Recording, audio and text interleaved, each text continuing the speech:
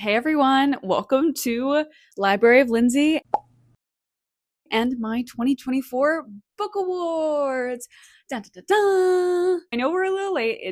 It probably by the time you see this, it's February.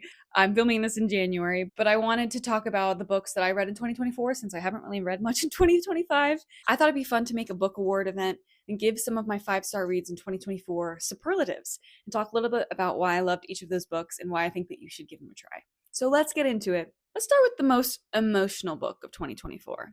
Specifically for me, the most emotional book of 2024. And when I say this, I mean a book that made me cry and feel things.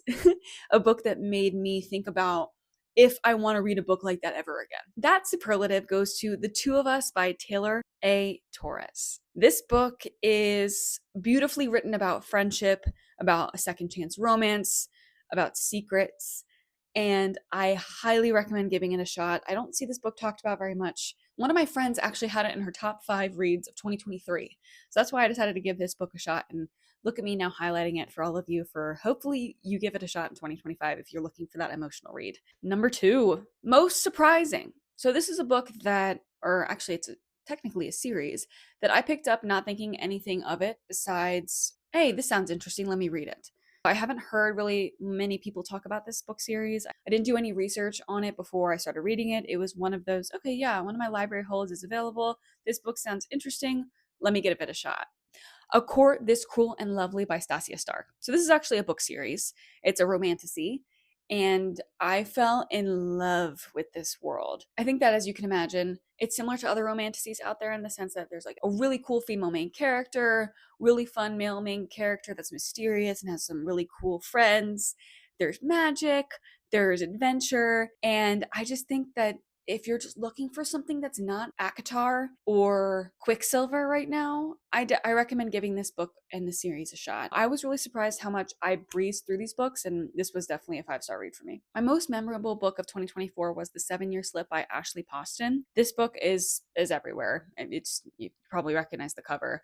And I went into this not reading the description, but I was a little bit hesitant as I started realizing what was going on. If those that don't know, it's basically about someone who goes into this apartment to rent, and the apartment actually brings them back 7 years in the past and vice versa. So like it's kind of a magical realism based book, but it's a romance. And so it was beautifully written, and the magical realism wasn't too much in your face. You just have to get comfortable with that, which for me, I'm not a fan of magical realism. I rather be either in contemporary fiction or fantasy. I don't really like to teeter on that silver line of this could be both, but this book really did hit all the things I ever wanted from it and more. It made me an Ashley Poston fan. I now read all of her books, and I will continue to read her books because I find her writing style really easy to digest, but her concepts are unique. Definitely the most memorable book of 2024. This superlative is a good one. It's the most well-developed supporting cast. And this award goes to the Throne of Glass series, specifically for me, Air of Fire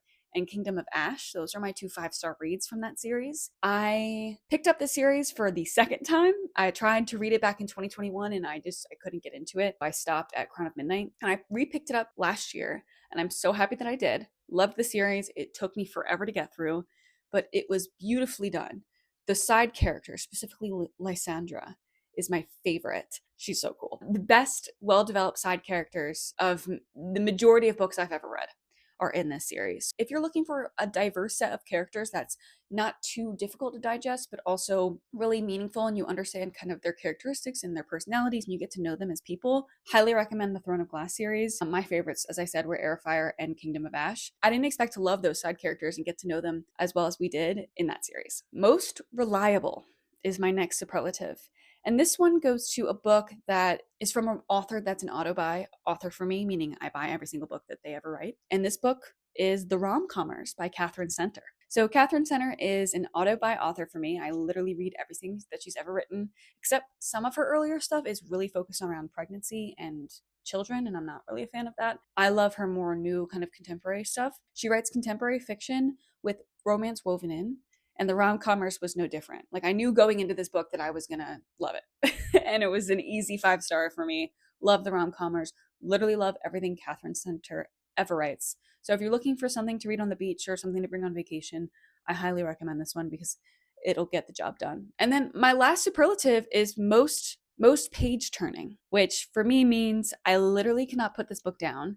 I need to read and keep reading to understand what happens. Oh my gosh, I cannot believe this is happening. Like, I am turning pages left and right. I am thinking about this book nonstop.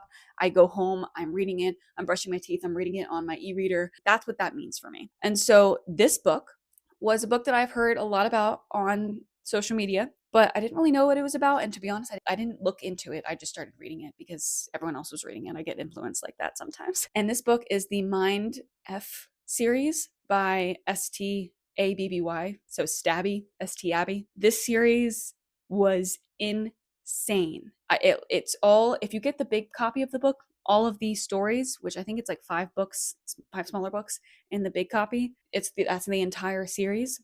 It is insane. If you like FBI, CIA, kind of like murder mystery, but it's also with a romance, but also like you love the serial killer and you're rooting for the serial killer, like it is crazy. It it is so good. I highly recommend just going in, even with what I just told you. It doesn't spoil anything, but it's going in and just like hearing everything that I just said, and then don't research anymore and just go in and read this book. And I think about it sometimes still. When am I going to forget what the plot is so I can go back and reread it again? That is all I have for all of you. So thank you all so much for watching. Have you read any of these books? I would love to hear in the comments and see if any of these books are on your list for 2025, if you've also read them in 2024. I will see you all in the next one. So thanks. Bye.